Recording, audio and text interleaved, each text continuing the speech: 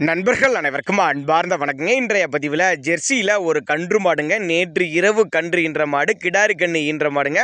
மாடு வந்து 2ஆம் எத்து மாடுன்னு தான் சொல்லியிருக்காங்க. ரொம்ப கம்மி பட்ஜெட்டில் தான் விற்பனைக்கு வந்திருக்குது. இந்த மாடு எந்த ஊர்லேருந்து விற்பனைக்கு வந்திருக்குது, இந்த மாட்டினுடைய கறவை திறன் எவ்வளோ, விலை நிலவரம் எல்லாமே தனித்தனியாக பார்க்கலாம் வாங்க. ஜெர்சி டைப்பு மாடு தான். மாடு வந்து 2ஆம் எத்து மாடு தான். கன்று நேற்று இரவு தான் கன்று போட்டிருக்குது. கிடாரி கன்று ஈன்ற மாடுங்க. நல்ல மடிசெட்டு, நல்ல காம்பளத்தில் தான் இருக்குது. மாட்டு கண்ணுக்கு ரெண்டுக்கு சுழி தவறலாம் எதுவும் இல்லை. சுழி சுத்தமான மாடு கண்ணுங்க. நல்ல வெள்ளை கொம்பில் நல்ல கறவை திறன் எதிர்பார்க்கலாம் தான் சொல்லியிருக்காங்க. ஒரு 6-12 லிட்டர் தாராளமாக கறவை எதிர்பார்க்கலாம் சொல்லியிருக்காங்க. மதுரை மாவட்டம் மேலூர் பக்கத்துலேருந்து விற்பனைக்கு வந்திருக்குது. தமிழ்நாடு பூரா டிரான்ஸ்போர்ட் வசதி பண்ணி கொடுத்துலாம் சொல்லியிருக்காங்க. ஒரு கிடாரி கண்ணு மாடு ரெடி கறவையில் இருக்குது. ஒரு 12 லிட்டர் கறவை சொல்லி கொடுக்கலாம் சொல்லியிருக்காங்க. ரொம்ப கம்மி பட்ஜெட்டு தான். மாட்டு கண்ணுக்கு ரெண்டுக்கும் சுழி தப்பலாம் எதுவும் சொல்லியிருக்காங்க. வெயிலோ மழையோ எல்லா கிளைமேட்டும் கொண்டு போனால் அடா பண்ணிக்கும்.